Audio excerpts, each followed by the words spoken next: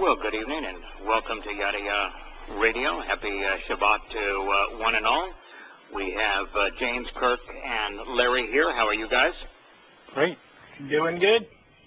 Good. I barely made it here today. I was delayed getting out of Cincinnati, flew into Waco, and had 50-mile-an-hour headwinds the whole way, and am traveling with my 13-year-old dog, who is even more lame and deaf and blind than I am, and so my co-pilot was also slow. So I just barely made it. Wow. But I'm glad to be with you. I'm glad you're here. The big news, of course, is the condition of Richard. For those who, and I can't imagine there'd be many people listening to this who don't know who Richard is. The blessyahweh.com site is Richard's. He probably has now the largest worldwide audience for these programs, whether it be Yada Yahweh Radio on the Shabbat Torah program, or Shattering Myths before it, or even before that when we were just doing straight Yada Yahweh Radio. And, of course, all of the books, including the book that I don't even have a site up for yet, which is Observations, and plus his own personal commentary and articles. I don't think there's anyone that has a site now that reaches more people worldwide. Between what he does, what Frank does, and, of course, what Larry, you do on Facebook, is along with the original Yada Yah and Prophet of Doom sites, is our primary outreach to the world. And Richard came... There's no question a lot of the people in Unpopular Richard brought in there, they first went to his site. Like Lisa would be an example of that. William is an example of that. So, yes, obviously. So, yeah, he does a beautiful job of presenting Yah's testimony. Richard had a massive heart attack. He'd had open heart surgery a number of years ago, and he was enduring some residual symptoms over these past few weeks, and like so much of us, when we're part of Yah's covenant family, we recognize we're immortal. Well, we are mortal before we're immortal, but as someone who is immortal, we have a tendency to overlook medical issues. I can speak from experience, so I'm not being critical of Richard for not dealing with the return of some of the heart symptoms, other than for that poison ivy bout that I had, which was systemic. I haven't, and the brown recluse, my two Ohio issues, I haven't been to a doctor in probably 10 years. So, but it's hard to for any of us, and I want to keep this light with Richard, and we have some positive news, I think, to report. But when you're part of Yah's family, what do you care? I mean, yes, like I'm down here with my youngest son. He's my best friend, my closest friend in the world. I have such a great relationship with my son, and I enjoy so much being with him. And I don't want that kind of relationship to end. I have a great relationship with my eldest son as well, and my granddaughter, and and I don't want that to end. But I also realize that to be out of this world and all the nincompoops in this world, and away from politics and religion and militarism, that's a huge promotion. And it is, especially when you see the insanity. I just want to kind of pipe in here just for a second. What we're witnessing, if you've watched any television or anything, is completely surreal. It is. There's an insanity. What they're saying is, yeah, we've got this woman. She's insane. She's, her entire life has been about power grabbing, and we're going to make her money grabbing through political power. Yeah, well, both. I believe it's both. I think they enjoy looking down at all the others. emails that have now surfaced on her campaign shows her to be completely without a backbone, without an asylum of conscience. She is a person who, even those who she's a raw animal. Haven't a clue what she stands for. And so they even call her a bitch. Stands for, they call her a bitch. They call her a bitch in their own emails. What I want to say though is that it should not be astounding we got a country that claims to understand God's words and all these things. Yeah, right. It shouldn't be astounding to any of them that you're going to see it. They understand the God of Paul. Unfortunately, the God of Paul is Satan. But even then, they should understand there is a book of Revelation in there that they do read. They seem to play with those words all the time. And what I'm saying is they should understand there is going to be a global takeover. Period. Yes. Yes. There is no savior for the United States. The United States is not the savior. Get it? No. I mean, it's the enemy. It's the enemy of God. It's almost laughable. It's almost laughable. The seventh inning stretch. I watched a baseball game last night. I grew up in the Los Angeles area, so I'm a Dodger fan since I was a little toddler. And I watched that game last night, and when they did the God Bless America in the seventh inning, I literally muted the television and walked out of the room. I mean, it makes me... Well, you would, puke. Wouldn't you? Yeah, it makes me puke. There's a football game here in Waco tomorrow, but that football game, they're going to begin with a prayer, and then they're going to do the national anthem. And sometimes it's hard to sneak out and be in the bathroom or the concession line when they're doing those things to be out of harm's way. But you mentioned one of the two candidates. The other of the two candidates is abusive to women. He's appears to be a groper. His language is at about the level of an adolescent child, and he wants to increase everything that we should be opposed to: more police, more war, more military, more and more. Militarize the police more. Yeah, so I just tell you. Nobody's. I'm not suggesting. I would suggest that it should not surprise anyone who a billionaire, playboy, who owned the Miss Universe contest and a number of others, would be running around, as a womanizer. In politics, probably 90% of the senators, congressmen, and they're all the same national political figures are womanized. It's part of the draw of the power.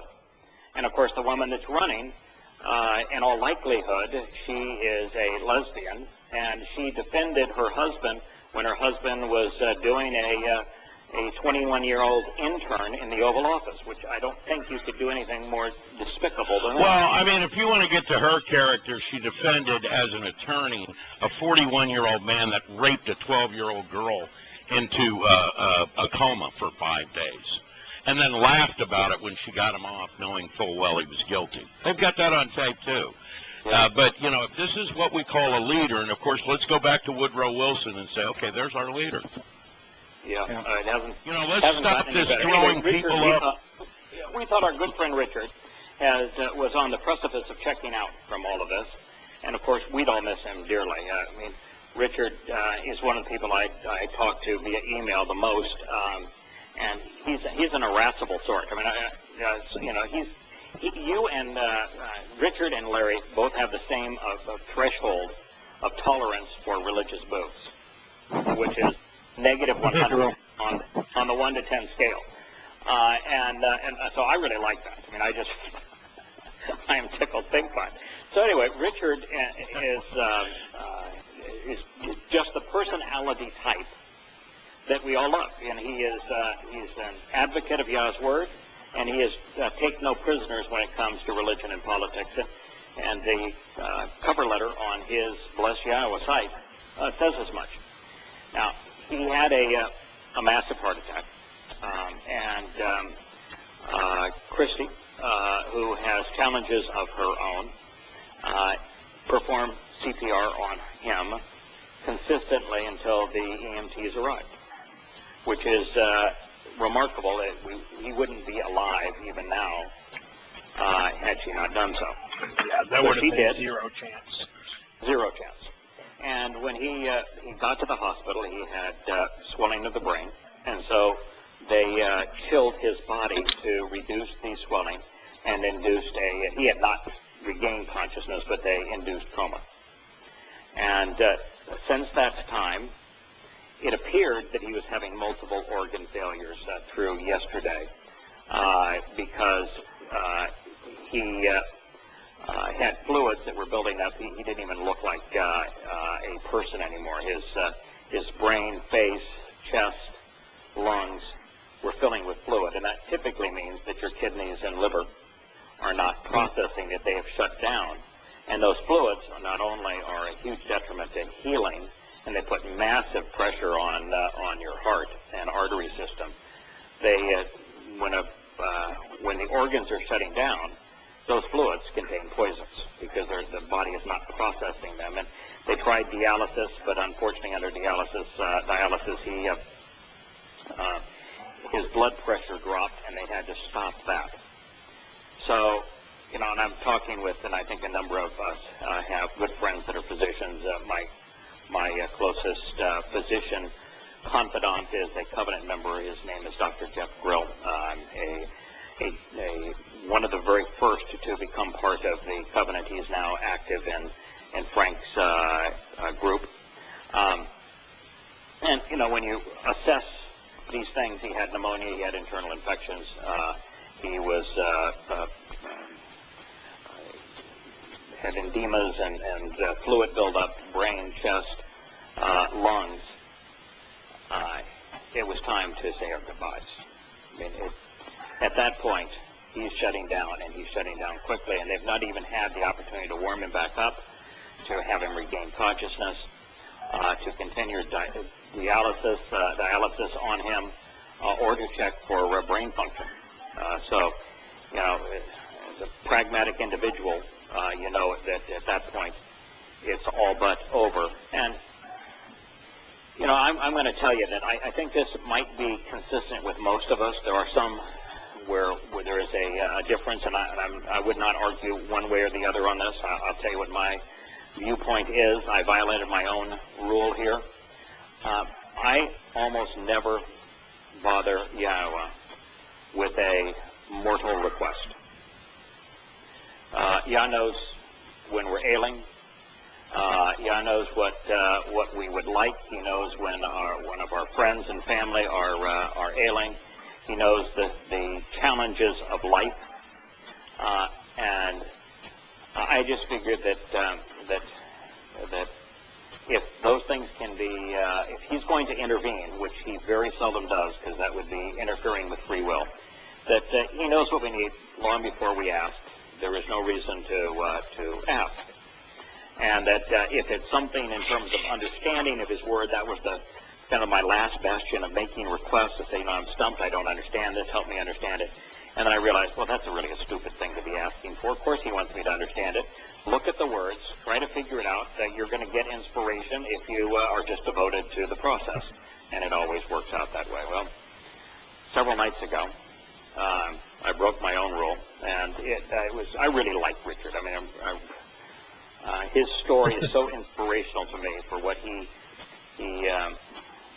has undertaken in his life that I said, listen, this is not something I typically do when we're talking about a personal request, and if there's any way you can prolong the life of Richard, we'd certainly appreciate it. He is so important not only to his wife Christy, but he is just important to the rest of us. His sight is so influential, and his personality is one that we've all come to enjoy and appreciate. And I've heard today via emails that his swelling has gone way down, that they were planning to take him off the respirator, that his lungs were functioning on their own, that Christy had noticed that he was moving his arms and his legs and his feet and his eyes. He was opening and closing his eyes. And so the last report I got from Frank via Christy, and sometimes it's Frank talking directly to the nurses, sometimes it's Bill, and Bill has been the ultimate covenant member here, and Bill's got a wife that is also very, very ill, and yet he spent, I think, 3 or 4 full days in support of Christy and Richard. And Frank has been extremely involved, and also Fred has been extremely involved. There's also a site that on the, and I don't know what it's called, I Give or that sort of thing, but I'm sure it's posted in the forum and the Yada Yahweh forum, and also on your Facebook site. That the last time I checked a couple of days ago was well over $3,000 that has been raised for Christy. So we are now encouraged that our friend Richard may overcome this, and we hope that he does. But if he doesn't, then he's just going to beat the rest of us by 10 years to the grand arrival in Yah's home. He'll be there waiting for us when we get there. One way or the other. Yeah, one way or the other. It's in his interest to be an early arrival. It's in our interest for that to be delayed. And as irascible as Richard is as it relates to religion and politics, and as disgusting as this country is becoming, then I can tell you for certain it is in his interest that he is an earlier arrival, and our interest only that it's delayed. But for selfish reasons, we hope it's delayed. Yes. Have you guys heard anything other than that? I've been in the air for the last 3.5 hours battling headwinds. Have you heard anything beyond what I've just shared? No. Not any detail. That's pretty much the most I know. Yeah. I got that from Frank, and yeah. So you're pretty on it. All right. It was pretty encouraging, though. I would say the single most encouraging part of the whole thing, actually, is Bill Pius. Yes, Yeah, what Bill did, he was, I guess he and his wife, and his wife is sweetheart. really needs a transplant, so his wife is in a difficult situation health-wise. On their way back from a visit with their grandchildren in Northern California, not only stepped in to be with Christy, but remained with her over the course of 3 days. And that by phone, Fred has also been hugely supportive, and Frank is just and his wife Diane are just the ultimate support team when it comes to lifting people up. But that, and then also the kind of the online outreach and monetary outreach to Christy, it has been extraordinarily supportive of the Covenant family. Now, the fact is, not a lot of us, I mean, like, for example, I don't really know Christy other than what Richard has said about her, and I know there are Covenant members here that know her quite well. But we all know Richard, and to see that kind of support, which he's earned because of his attitude and work, extraordinarily gratifying. Well said. So we're still hoping the best for Richard, but we recognize that if he recovers, it's going to be a miracle. If he does not recover, it is actually in his interest, and so we'll wait and see what the outcome is. It is interesting that in the Seattle area, they are between storms at the moment, but it was horrendous storms yesterday, and I think Frank lost power and internet for most of the day. And the big storm is actually a Pacific typhoon that is coming in on Saturday, and there were a number of news sites, weather sites, that said that the numbers on that storm would make it a once-in-a-century storm. So, it's spawning tornadoes is what I'm seeing all over the place already, like 10 of them or something. Yeah. So he is in a little town that is halfway between Seattle and the Canadian border, and it's a beautiful hospital there, at least by the pictures that I've been able to see of it. It's an absolutely beautiful hospital, and the town is extraordinary little town. They live in an island just off the coast of from due north, about 20 miles due north of Seattle, off the coast, just adjacent to the San Juan Islands. And the little town that they're in is the nearest town from the bridge off of that island. So couldn't be in a better place in terms of just natural beauty, or a more horrible place in terms of the current weather. So that is our story with Richard. I was among those who celebrated Pesach Matzah B'Kurim, a full moon phase ahead of most of you, and therefore Towrah, Kippurim, and Sukkah, a full month before the rest of you. I did this time. I did not side with the rabbinical Hebcal calendar, but I thought that the first slice of the new moon that occurred prior to the vernal equinox was about 4 days closer than the one that occurred after the vernal equinox. But I would assume that those who are celebrated when most people did on the Hebcal calendar schedule are in the midst of Yom Kippurim and looking forward to Sukkah. Is that correct? Yes, sir. One of the things that I just wanted to share, we've talked about this a little bit in our last program about Yom Kippurim.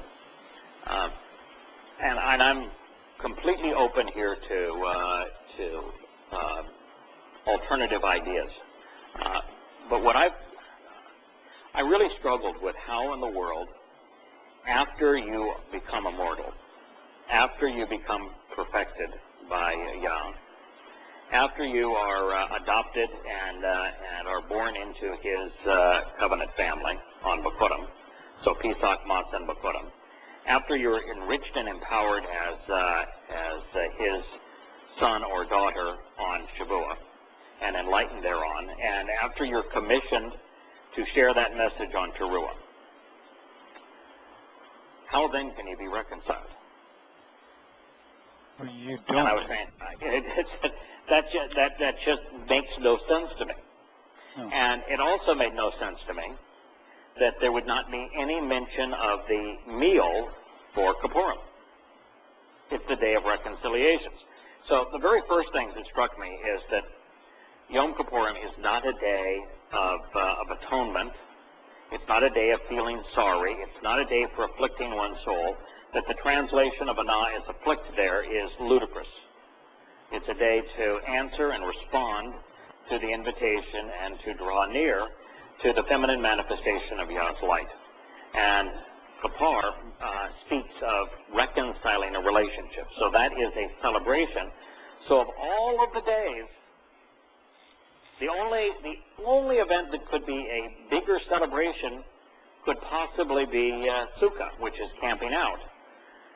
So I really struggled with it because I kept on looking at the Mikra as 7 specific steps to Yahweh's home. 6 steps, and then the 7th being Yahweh's home. But it came to realize that, okay, the first 4 fulfill the promises of the covenant, which is why they've already been fulfilled. The first 4 were fulfilled in year 4000 Yah to deliver the 5 benefits of the covenant. Eternal life, vindication, perfection, if you will, followed by adoption into Yah's family, enrichment, and empowerment. So the first four had to be fulfilled for the covenant promises to be realized. And the fifth one is obviously a great celebration of how those who have benefited from the first four get a chance to do our thing, which is the Richard thing, which is to share what we know of Yah's Word. Now, that then brings us to the sixth. And how in the world, after you do all of those things, can the sixth step be reconciliation? And then came to realize, if you put reconciliation in the context of Jeremiah 31,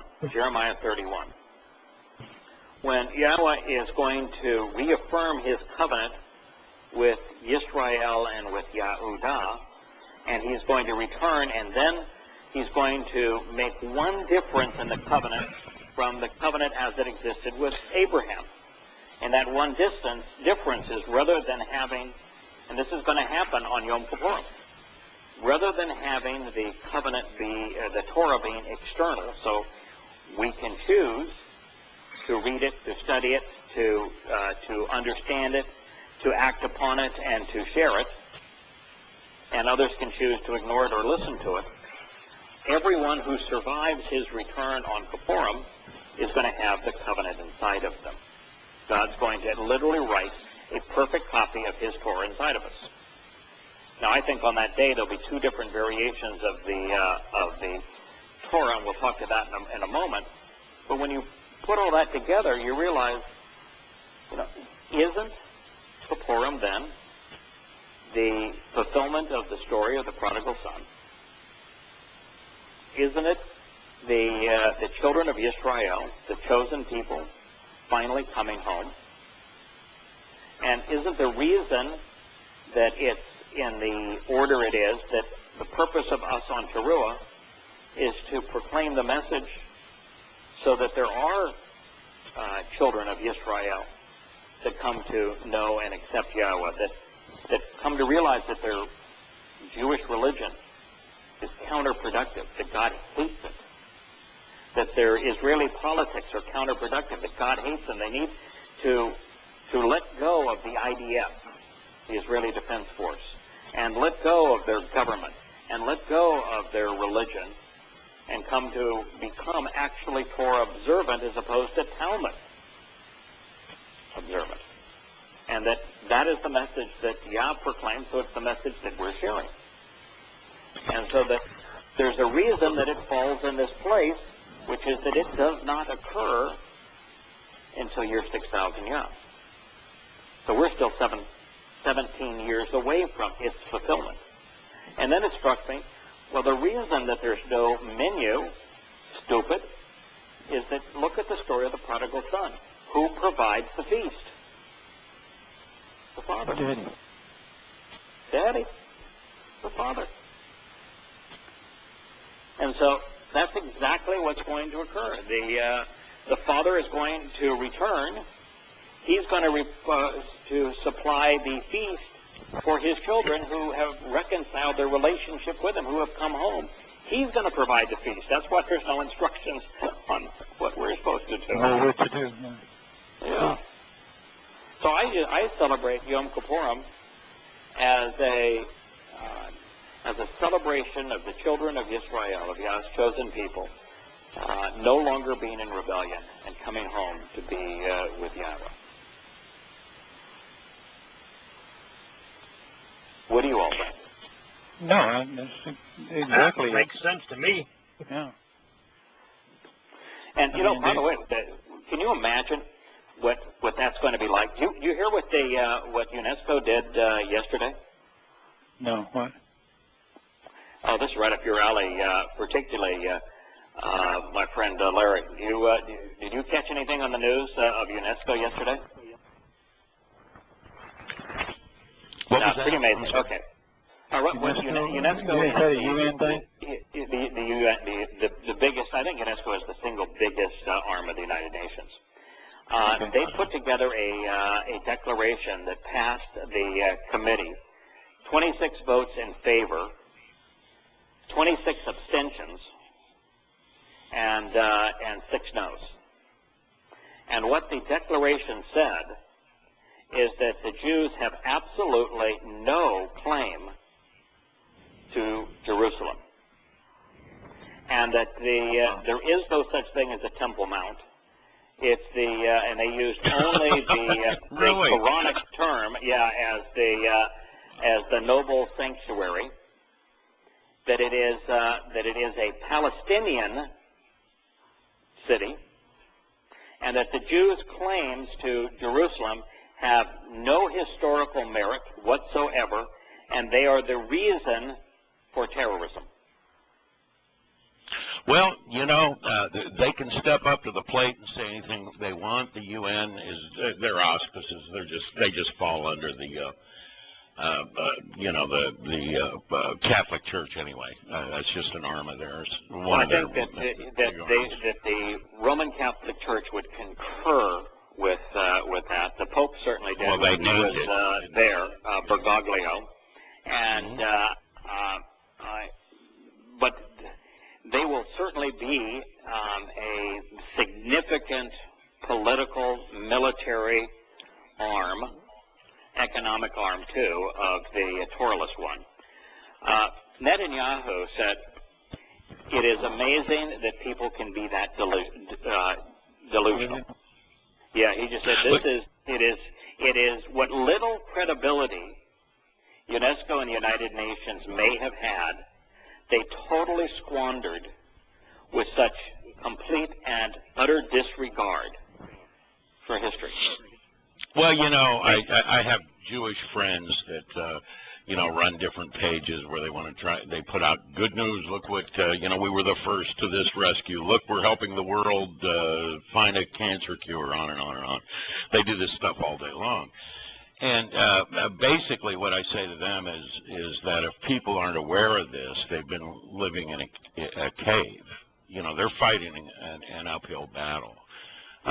Because the people not listening aren't going to listen. I mean, that's just the end of it. I mean, and the powers that be, they control and manipulate, all the major media worldwide. They're going to lay out whatever story, and you're going to be an idiot if you don't believe it or fall in line with it. And that's just the way it's going to work. The whole nature of political correctness and the socialist, secular, humanist agenda is that right is wrong and wrong is right. For example, there is no such thing as a Palestinian people. The name we all know that Philistines, only exists in the Torah because and of Rome. and so on. So it's because of Rome. That's the only place there's any written history. Even the name Philistine does not exist outside of the Torah, prophets, and Psalms. They had no written language. They had no monuments. There is no other civilization that ever even mentioned them.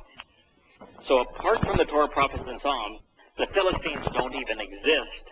And based on the Torah, prophets, and Psalms, the last of them were annihilated by the Assyrians over 2,500 years ago.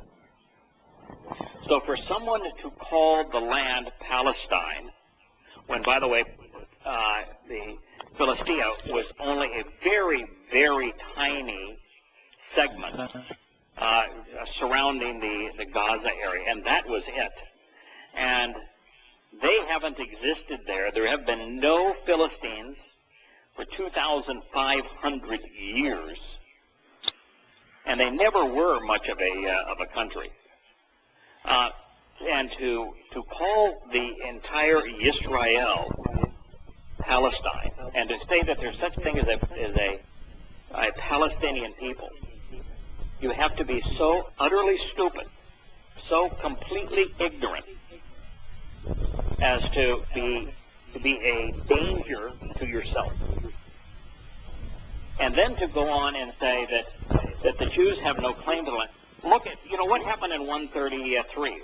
Rabbi Akiva, who was most certainly Jewish, decided that he would promote a false Messiah, Simon by Ben Kokhba, and that because of what Hadrian had done. Hadrian came into Jerusalem and said, why don't you, all you Jews that we kicked out in 70 CE when we tore down the temple, that why don't you all come back and we'll rebuild the city. And then when they came back, he says, oh, by the way, we're going to rebuild it in my name. It's going to be a holiday resort city for Roman legions. And on top of the Temple Mount, there are going to be two shrines, one to me as a god, and the other will be to Jupiter. How do you like that? So Rabbi Akiva said, we don't like that very much, and he rebelled against them by coming up with a false Messiah, and in the process, the Jews were annihilated. That history is extraordinarily well known because the Romans were deliberate historians. So the people of Jerusalem that was the capital of the Roman province of Yahudah.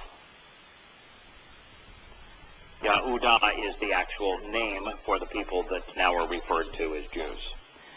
But what Netanyahu said is, have you ever looked at the Arch of Hadrian next to the Roman Colosseum? Did you see what people are there? What people were enslaved and taken back to Rome to build the Colosseum? It's in relief. Yes, it's in relief. It's etched in the Arch of Hadrian. Yeah. How could you be that ignorant? Or, at this point now, there have been hundreds of verifications going back to very close to 1000 BCE, both in the land and of other countries speaking of the kingdom of Dowd and of Solomon. And there are numerous historic now written artifacts of Dowd and his home in Jerusalem. Not to mention, we have found Dowd's home in Jerusalem.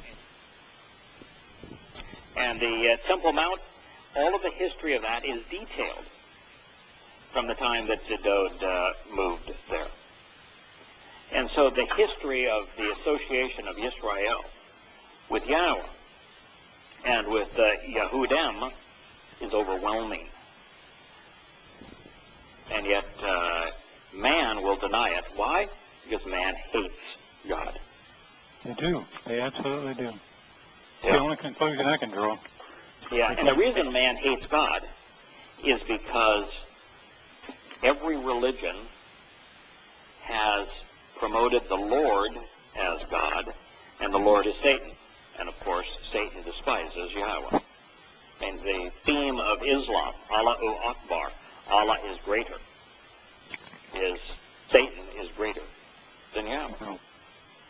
I got a question for you. You just said something about the Arch of Hadrian. You're talking about in Athens, right?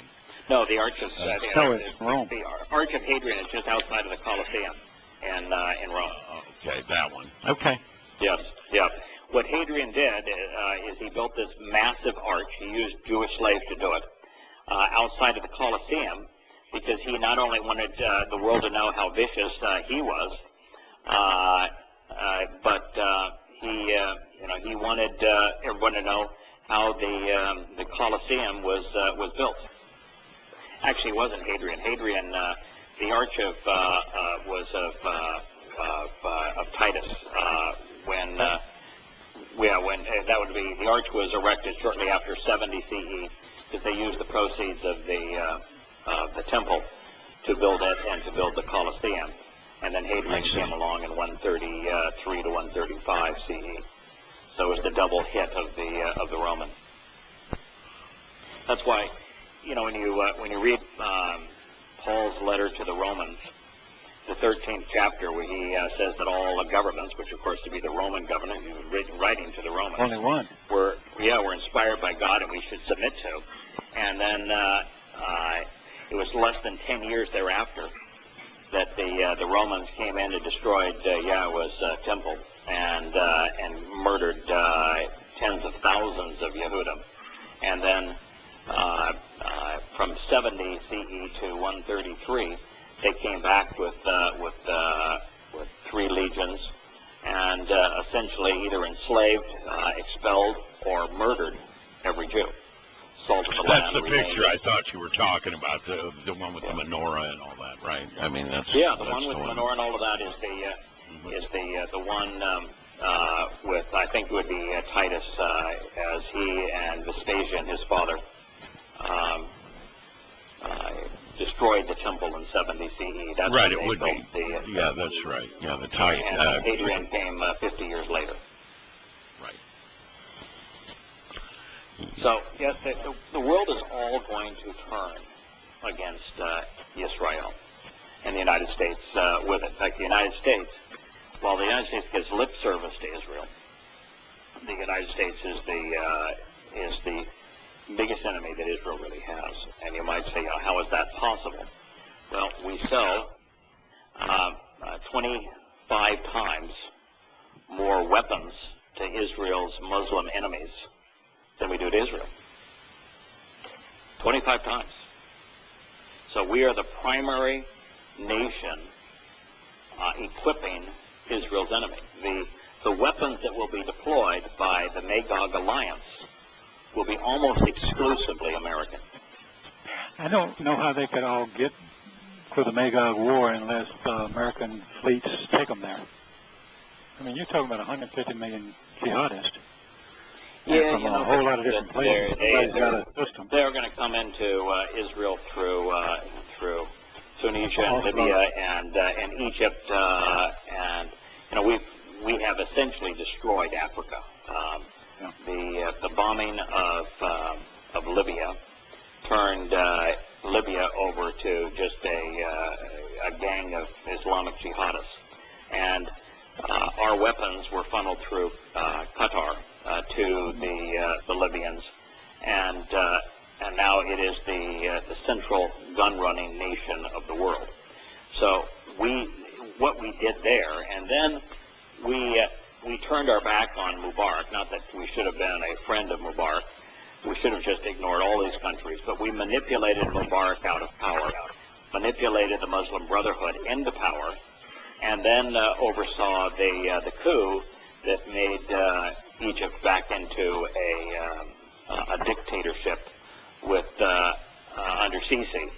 And so, if you look at northern Africa now, it's nothing but a cesspool of Islamic jihad.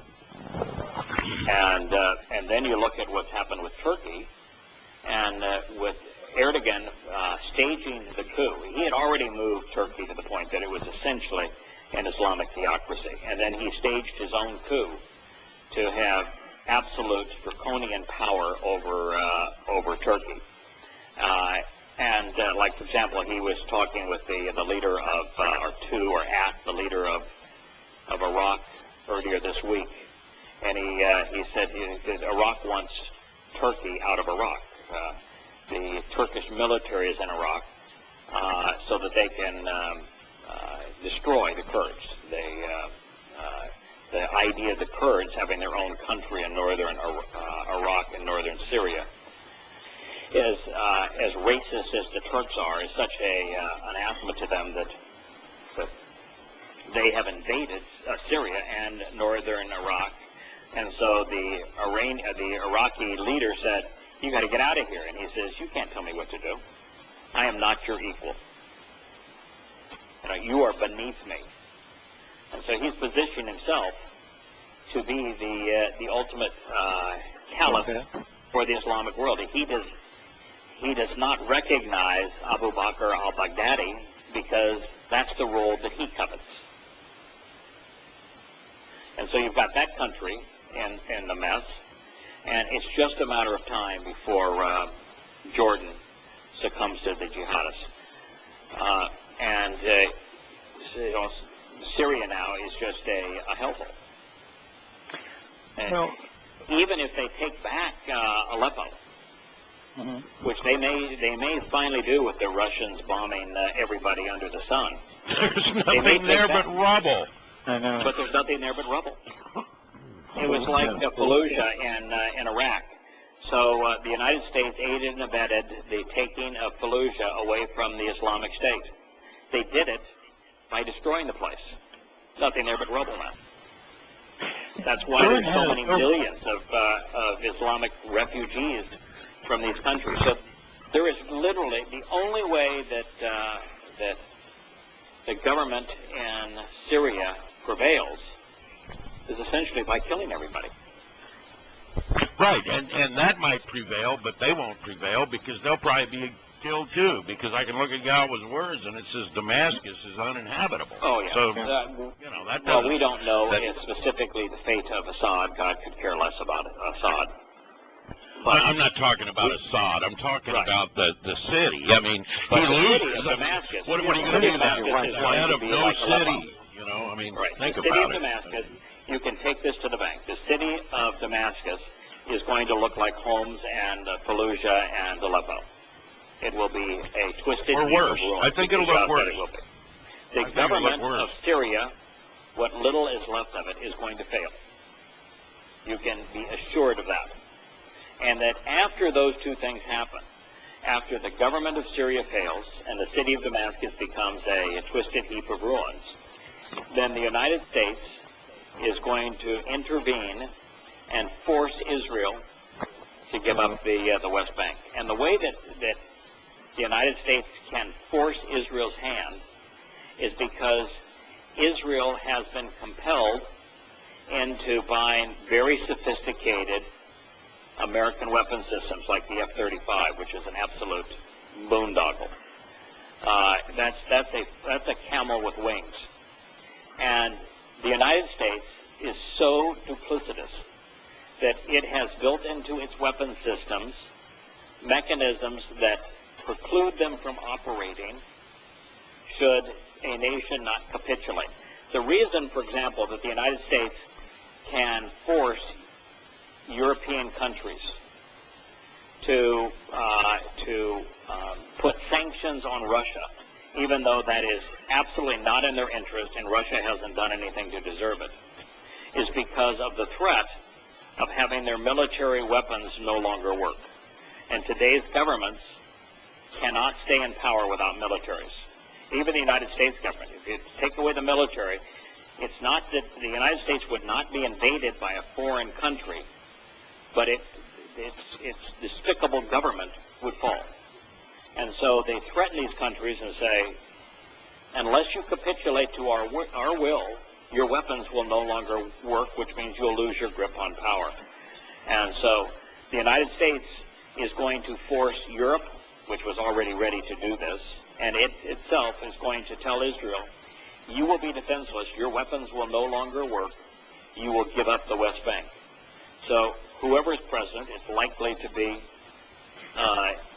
Hillary Rotten Clinton, is going to be the person who makes that claim, and when they do that, Israel will be forced to give up the West Bank, and within months of that time, hundreds of millions of Muslims are going to flood into Israel as jihadists. I don't think she will be, because I think it'll happen in the next. That's the most they're going to give her is 8 years. I don't even believe she'll live 8 years, so I doubt it will be her. So you're right. There's a possibility that she will be out of that series. So she would start. It's still January before she's or February when she would be sworn into office. And it'll be a little over 9 years from that point of view. So, well, I guess I shouldn't say that. I don't even know that they're going to stick to that rule anymore. So these are dictators. It is certainly they're out in possible. the open. Yeah, so. Sometime in the next between I would say 7 and 11 years from now, Israel is going to fall, Syria is going to fall. Damascus is going to become a heap of ruins. And the United States is going to compel Israel to give up the West Bank. So if it's not clear. Hillary Rotten, right there in Yahowah, then it'll be whoever replaces her. I do not think, however, that think that whoever wins this election, which is likely to be Hillary, unfortunately. You think? Not that Trump's any better, but that they will be reelected just because America is filled with morons. Anybody that would reelect Obama is well, he was running against an idiot both times, but nonetheless, to reelect him, you've got to be stupid. That's be like re-electing Bush. You'd have to be absolutely out of your mind stupid to vote for him for the second term. But I think that that'll be the last elected president. I'm fairly convinced. I think this sham like Russia does. I think this sham is, and I don't even think this is an election. I think this is a coronation, and I think it was from the start. I don't believe this is an election process at all. Did you I some of the emails of the Clinton stash, but the emails from the Clinton stash all talk about how they own the media, how they have people in the media. For example, in the first debate, the moderators in the first debate gave the Clinton they fed her campaign the questions and everything. She was talking about in her emails how they get favorable treatment in the media because of their influence. I read an article today that was talking about America's universities. You know the ratio of Republicans to Democrats and America's most prestigious universities? In society as a whole, 20 is about 20 against the. No, not 80-20. 50-50 would be society at large, not quite 50-50. I think 43 to 44% of Americans are registered Democrats, and about 39 to 40% are registered Republicans. No, it's not 80-20. And not even close. What is it? Okay. In the most prestigious universities, it's 60-1. 60-1. That's insane. In America's prestigious universities, it's 30-1. So they just crank them out, telling them what to say. Echelon of universities, it's 10-1. Wow, this is I've been seeing some of this. They call it campus craziness, the insane things that goes on in campuses today. They have safe zones. Words like he or she are eliminated. You understand that? I mean, you sit and you look at these things, and it boggles the mind. It boggles the mind. And what I would say. And I mean this, you talk about prophetic. There's so many prophecies that we can look at, but calling these last days in this Yobel, the Laodicea. They'll create a law that's clearly insane, Obamacare as an example, or they might make a treaty that's completely whacked. And they'll say, no, we've signed that paper. And you're supposed to, oh, yeah, okay, my God, the paper's been signed. So now we all have to go walk off a cliff and die. Yeah, like the treaty with Iran. Yeah, that would be one example of hundreds. And I just sit and look at those things. And I say, talk about prophetic.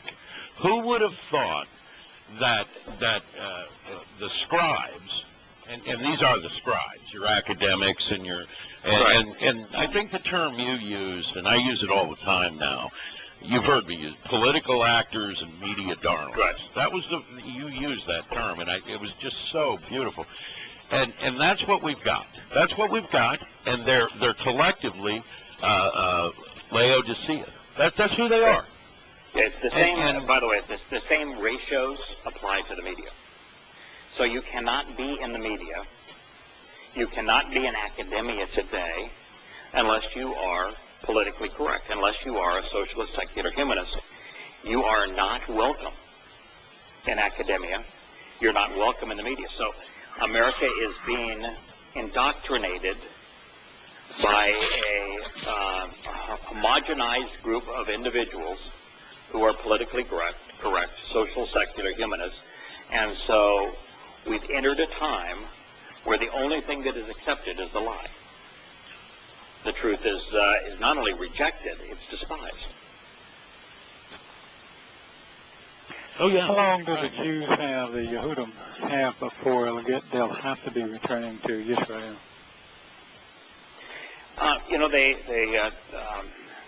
Yahshua 17 and 18 is so interesting in this regard because it provides the timeline, and the timeline, for example, of the Towrah harvest is set in between Yisrael being thinned at the waist and the Magog war. It's immediately thereafter that Yahweh says that he is going to see to it that all of the Yehudim, all of Israel returns home. Right now, half of the Israeli population lives outside of Israel, and half lives in Israel. And of the half that lives outside of Israel, about 3/4 of those live in the United States. So we're going to see the United States turn so anti-Semitic. And I use the term anti-Semitic differently than many people do. I look at the root of Shem, and they're opposed to the name. Now, I don't care which name you choose, Yehudim, which is related to Yah, or Yahowah, they are opposed to the name Yahweh. They're opposed to the name Yehudim, which is related to Yah. That all of those who are anti-Semitic in the United States and in Europe are going to essentially make it impossible for Jews to live there. Now, we did not know the mechanism for that until a year ago. The mechanism for it now is the mass migration of Muslims. And so the millions of Muslims who are coming to the United States, to Canada, and to Europe, out of Libya, out of Afghanistan, out of Syria, they are profoundly changing the attitude and culture of those countries. And as such, they will become impossible for Jews to live in. And you look at France right now. I mean, look at all of the terrorist acts against Jews in France. Look what's happening in Germany. And you look at a place like the Ukraine, which has always been hugely anti-Semitic, and the Jewish population has declined from 10% to a fraction of 1%. So yes, they're all going to migrate out of the world into Israel, circa 2027, but the Magog War in that first phase of it, Yahweh uses the term tsunami, flood. The Muslims come into Israel like a floodwater. It's unstoppable. He says it's like water, roaring water. Right. Yeah, and it goes, and it's not just into Israel, it's into all these wealthy nations. It says that too. Right. I mean, they're going to destroy Jordan on the way in. Absolutely destroy Jordan on the way in. Jordan has no and I think it's Yahweh who torches Saudi Arabia as a part of his reaction, because it becomes so horrendous for Israel during the Magog War. They don't have enough bullets to keep the jihadists. In Islam, there is no reason to live, only a reason to die. And so, of course, and this is one of those few times that Yahweh is going to intervene. I mean, that's what it is. I mean, that's what happens there. We talked about this with our friend Richard, that Yahweh typically only intervenes when it's to fulfill one of his promises. And he's made a promise to sustain Israel. He said, you're going to get hammered. He says, but I'll keep you from being destroyed, even though it's going to be a hellish situation for you. And he finally has to intervene because the IDF is incapable of stopping the flood, which is exactly as it should be, because today Israelis are dependent upon the IDF, just as Americans claim to be dependent on their military. It's only after those institutions fail that people finally say, well, maybe there's something else that I need to be looking at. In America, we don't know that our military has failed. But yet you look at its involvement in Korea, failure. You look at its involvement in Vietnam, utter and complete failure. You look at its involvement in Afghanistan, total and complete failure. Iraq, total and complete failure. Syria, total and complete failure. Libya, total and complete failure. Yemen. Well, you know, it isn't a failure if you're on one of the boards of directors from Grumman or an arms manufacturer. Right. Or Halliburton. If you're making airplane engines for helicopters like GE, or you're making F-35 jet engines like Pratt & Whitney, or you're making airplanes and drones like Boeing, and you're making all sorts of military support equipment like Halliburton, you know, for those folks, it is a huge boondoggle. And, of course, for the Islamic dictators who get first dibs on those weapons, it's a boondoggle. You know what Bill Clinton got for the Clinton Foundation for his last birthday from Qatar? Yeah, $1 million. I do know. $1 million. Yeah. Happy birthday from Qatar, I think. Yeah. That's a nice birthday. I'll give you a better one if than anybody that. wants to know what to get me. You know what they do? Yeah, thanks, JB. I'll remember that. By the way, you know what they do with uranium? You know what they do with uranium, don't you? You know, they sold with Miss Rodham in there, Mrs. Clinton. I guess I'm going to call her Mrs. Clinton. When Mrs. Clinton was the State Department person, they sold 20% of the uranium to the Russians.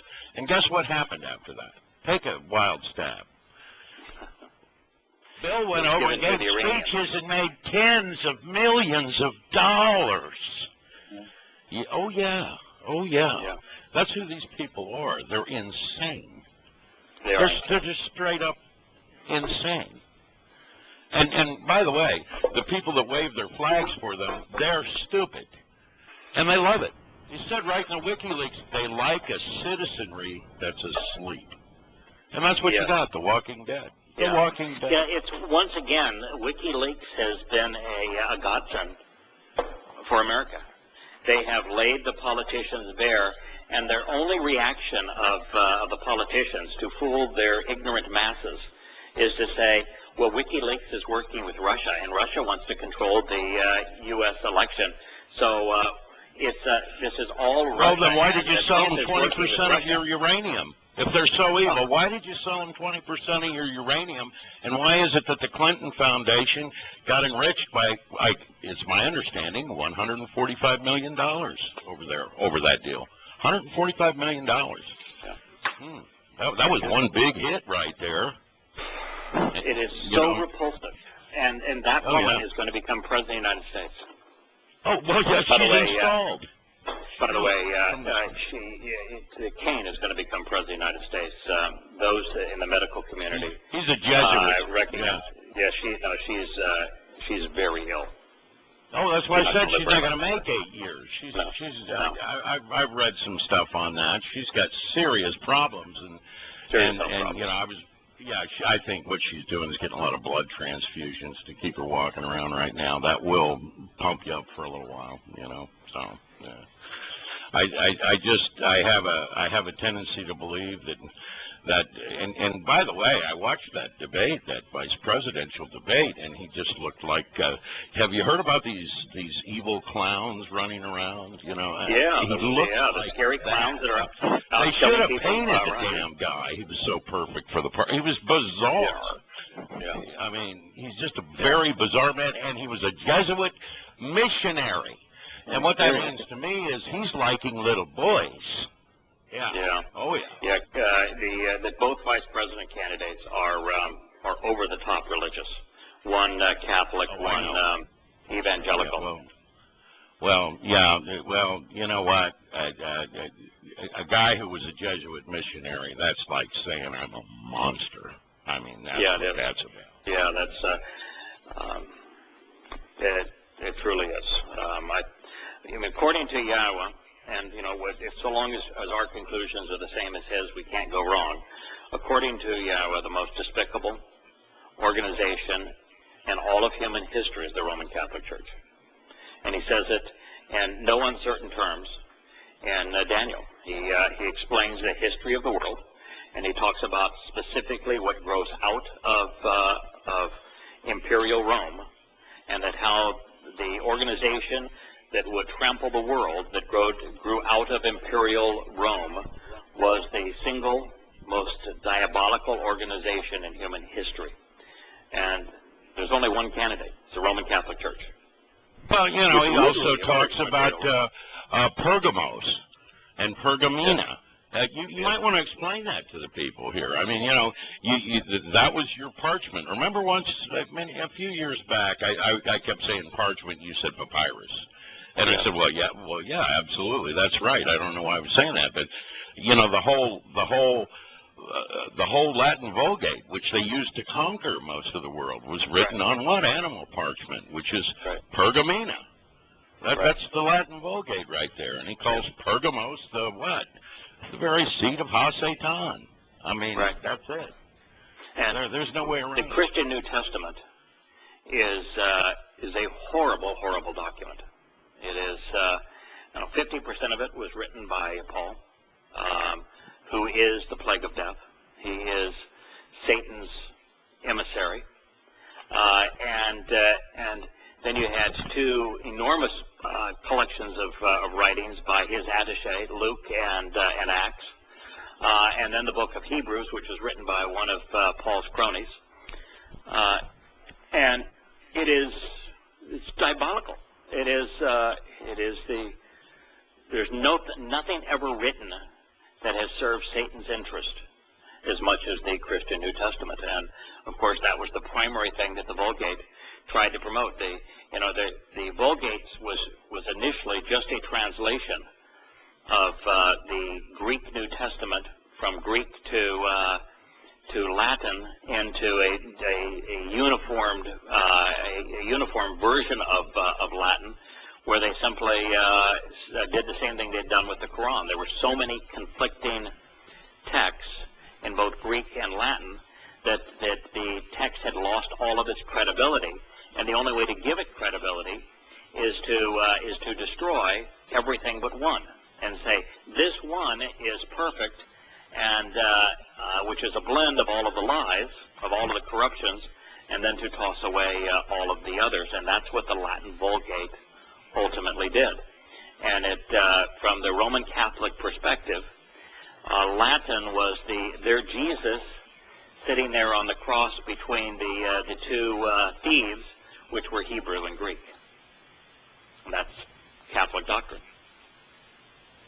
They despise Hebrew. They despise Hebrew. It's very bizarre that anybody could, you know, it's easy enough to understand how any of us, Kirk, myself, yourself, maybe JB to some extent, maybe not at all, could have been hoodwinked a little bit, you know. And we were. I was. JB wasn't. He's the only one that wasn't. I was. The rest Mine of us wasn't were. my religion. It was politics. Yeah. Okay, I was real into politics. and me too. I was more in that camp, but I was still hoodwinked. I you know, to some degree. Oh, yeah. You know, I never, you know, swallowed the whole ham. I didn't. I really didn't, because I didn't quite get how I was going to outfaith the next guy. That's the part nobody could explain to me. That was one of them. But, you know, once the truth is laid down in front of you, if you are rational, I mean, if you are really thoughtful, if you really care about what's real, you will walk away from that quick. And, you know, everybody I know that walked into the covenant said they had looked for years, looked for years, looked for years, looked for years, looked for years, and when they read the truth, they knew it right away. And it's obvious, by the way.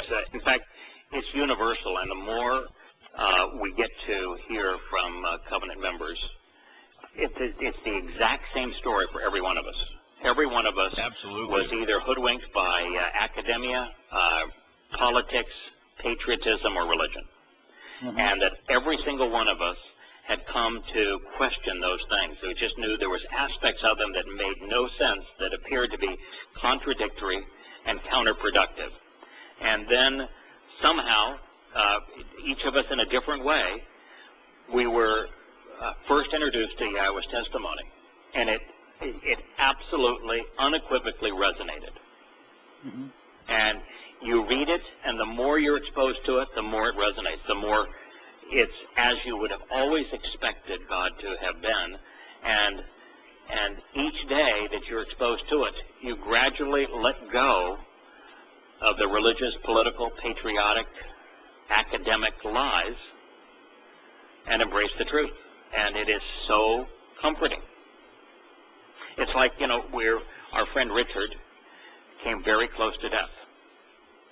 Other than his deep concern for his wife, Christy, Richard is absolutely not concerned with dying.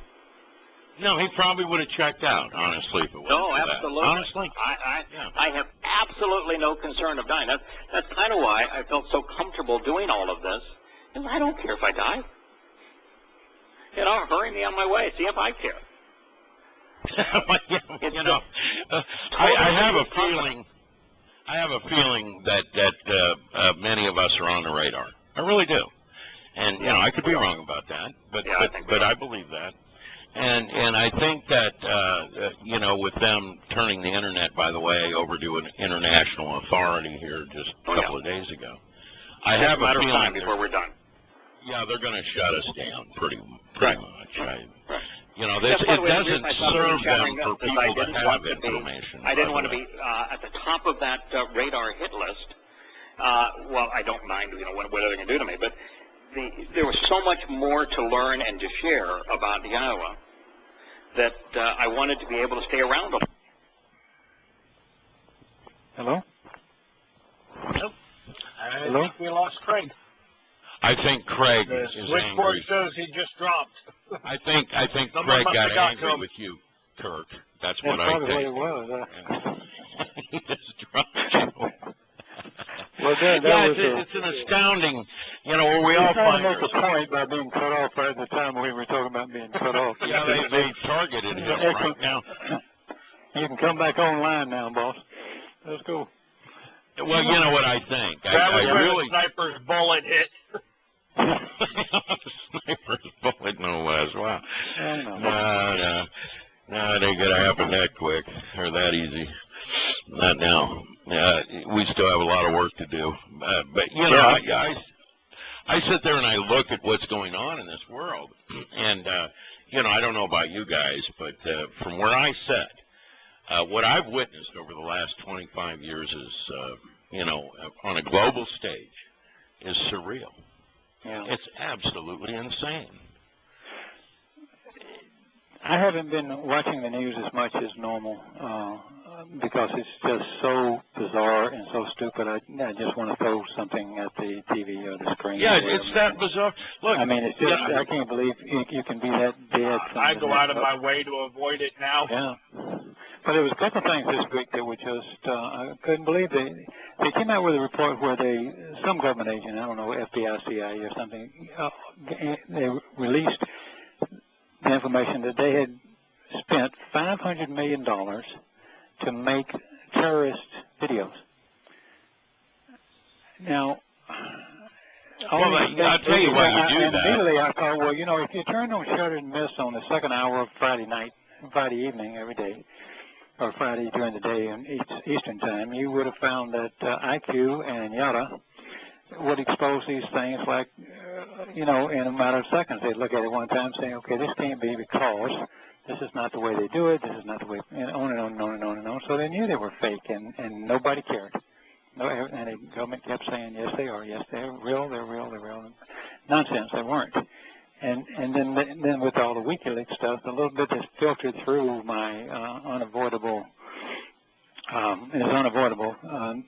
not to hear some of it. The Democratic Party knew everything about Bill and Hillary getting monies in their funds and their their little foundation. The Clinton Foundation. Yeah, the Clinton Foundation are getting all those funds, and they all knew it. And I mean, they have these programs on mainstream TV about all that stuff, documented. The Democratic Party knew that her brother, Rodham, I don't know what his first name is, maybe it's Tom or something, was negotiating for the rights of a gold mine in Haiti, We know they took all the money and invested in hotels and stuff in northern Haiti, something they could make money on, where everybody else was, no infrastructure. They were dying. Well, they also handed out who was going to build the infrastructure. Yeah, And the guy that they were trading. They just gave them Friends aid. of Bill, FOB, and the Irish fellow that got the big contract. He sold that company for $165 million, and then they flew Bill over and gave him $25 million for his speech. That's it. So you make $25 million. That doesn't resonate with anybody, and they're still patriotic. Well, it's just, look, today the Pentagon issued a handbook on sex change, how to do it properly within the ranks. Really? I mean, really? Is this what the Pentagon is spending its time on? It's gotten to a point, that's why I say the whole thing is surreal. It's not realistic. They say, well, we can't do anything about that. We already passed a law. I mean, there you go. Yeah. There you go. They're litigious people in the end. And when Yahweh describes them, he said they're like leeches, where enough is never enough. Yes. I read Yahowah 17:1 through 18:7 this week. And the thing about it was, I used to look at it and it would be, oh God, that's horrible. Look, this is going to happen. He's really talking about these people and Damascus falling and da da da. Now I look at it and I want to cheer. I just kill them. I just had from Israel Haleh. He says, I found Yah because of Rich leading me to Shattering Myths. I love that guy. Saved my life, that guy. Rich connected me with Chuck Bullard, who connected me with Fred Snell, who then referred me to you. And that was it. I mean, the work Richard has done has just been incredible, especially when you follow his storyline. I think he's an amazing guy, and I don't think we can do enough to help him or his wife. No, absolutely not.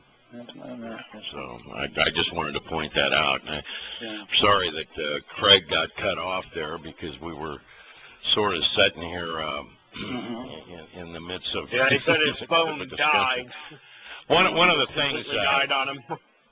One of the things I want to point out, since we're talking a lot about government, is there a government on the planet that's worth a damn? And the answer to that is no, absolutely not. No.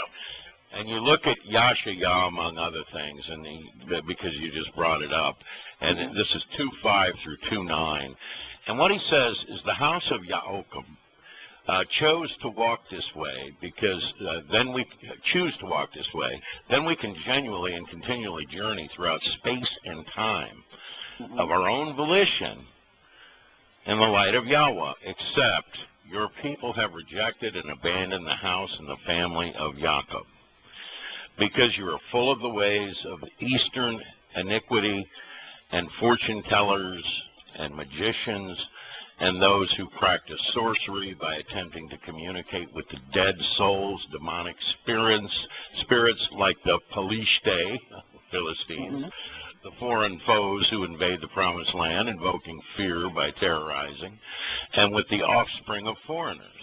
They clasp hands and they engage in the business of mockery and ridicule. Their realm is filled with silver and gold, and there is no end to their treasures. Their land overflows with swift stallions, be military operations, and there's no limit to their chariots of war. Their land is overwhelmed with religious images and false gods, the work of their own hands. They convey their intent by bowing down in homage and allegiance to that which they have made with their own fingers.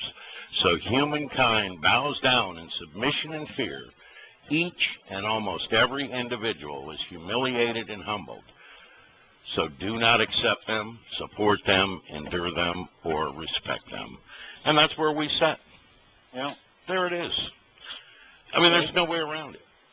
No, there's no way to argue with it either. I mean, we're about to come up with this holiday, Halloween, which is, he just talked about, which all came out of Babylon, which is worshiping the dead or trying to communicate with the dead, and that sort of stuff. And I just, how brain dead can you be?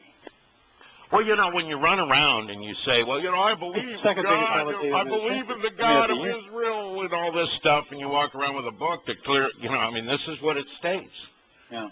I mean, that's kind of a conundrum, isn't it? Why you want to run around and you want to be a great patriot? Why you do that? Right. But the United States is it. I mean, it's no way to avoid it. As far as I'm concerned, when, you know, from the time I hit Yahowah 2:7 to 2:9 where it finished, that last part there described the United States. Exactly. Yeah. Straight up. You know, when we're the people overflowing with all the chariots and horses and silver and gold. No question about that. Yeah, we no control question all about it. I was thinking, you know, about the upsides to all this falling to pieces, though, this week. Mm-hmm. And you guys tell me what you think.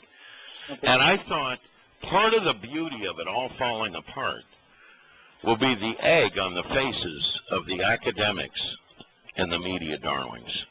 Because I looked at who is probably the most responsible for bringing all this onto the world.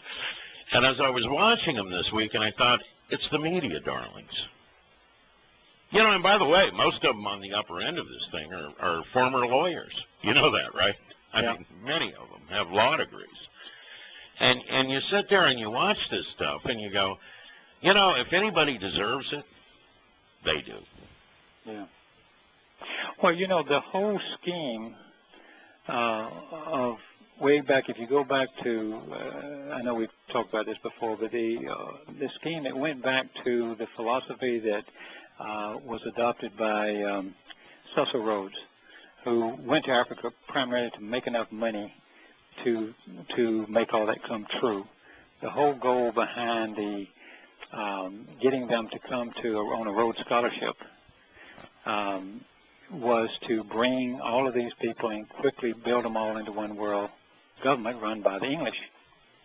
And, of course, the English were running out of money by the end of World War I and by World War II, so they incorporated it in. They just brought it all. The whole scheme went to New York, went to Washington eventually.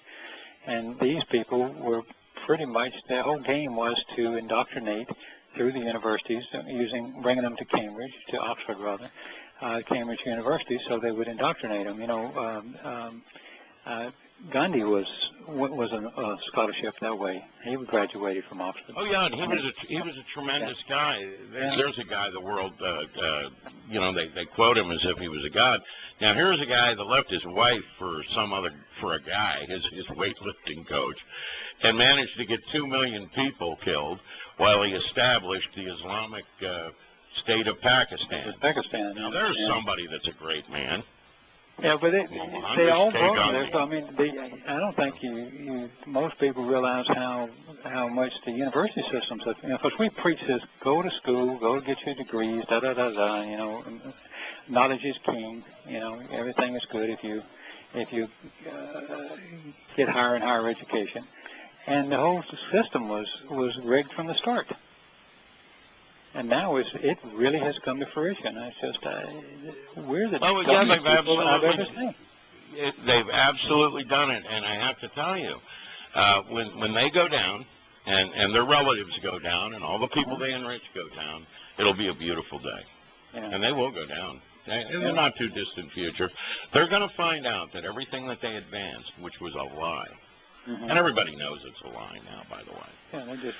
Yeah. You know, you talk about what comes out of academia. You know, Yalda's from Shiraz, Iran, and she said actually the Islamic Revolution wasn't about Islam at all. It was about communism, and it came right out of the universities. That's how they did it. Yeah. That's exactly how they did it. Same way. That would surprise me. I mean, they're as culpable as everybody. I mean, you can talk about politics and all these, but you had to set the stage for all these people not to think, or to think the way you wanted them to think. I mean, they're very smart. Well, I don't know how smart they are. They're pretty bright, but they're absolute idiots in the end. Yeah, they're clever. Yeah, they're just like Satan. He's tricky, man. He painted the picture that everybody went, oh. clever like a fox, you know. Yeah. I mean, that's the deal. And you know, the destruction of the world is something that you know, we all knew was coming. And of course now we know when. You know, I mean, you know, we're not sitting here with the rest of them thinking that somehow some guy is going to be elected and he's going to be the savior of the USA and all that. It isn't going to happen, folks. It just isn't going to happen. They're going to slowly pull this economy down to where, you know, surviving is going to be a pretty good trick. Most small businesses aren't going to exist in 5 or 6 years, I can tell you that. Yeah, that's, and of course I have a little bitty one, so but you know, when they cut everything off, there's no customer. Yeah, well, when they turn their fabricated economy off, it's, you know, and it's fabricated. You know, I think part of the hustle, you know, there was a time that the U.S. was really wealthy. Oh, yeah. And it was based on think about the end of World War II, though. Every industrial nation had been blown up. We weren't. I mean, you still got to have. Yeah, but I'm not even. I think it goes more to the fact that it was not an urban society. It was an agricultural society, and there was abundance from that. It's called food. Oh yeah. You know? But we also had all the resources until World War II, when we went through 95% of our oil reserves. We had everything. We had coal, we had steel, we had coke to make iron. You know, with my gosh, we had everything. We had the resources. We didn't have to bring it in from anywhere. You just go dig it up. Yeah, right there. But see, you've gotten to a point. You've gotten to a point now where it's their dream. They've got you in cities. They've urbanized everything. Okay. And by the way, as I've watched this little joke of a media story unfold, apparently what would save Trump would be the. If you're ready for this, if you haven't been watching it, this is funny. They all have the same talking point. They're looking at the internals in the polls, and it's college-educated suburban women around the Philadelphia area could turn this whole thing around if he could just somehow, you know, speak to them. God, are you kidding? Are you kidding? You know, I mean, is this really your talking point? Every one of the talking heads say the exact same thing on any station you look at. It is absolutely almost riotous that it's come down to something that absurd. What a statement is that? I mean, really? I mean, that's what's so. You know, I'm wondering how many college-educated white women in the suburban Philadelphia area there are. You know, I don't know, but I don't think that that's going to save him. What do you think? Well, the trouble I have with Trump is even if we didn't know all the things. I don't care about who he is. Well, the trouble with the Republican Party is they're the ones that like to start a war. Now the Democrats probably do it just as much, but they usually get us into a war. No, the Democrats have started most of your wars. They even started Vietnam. Bush did that.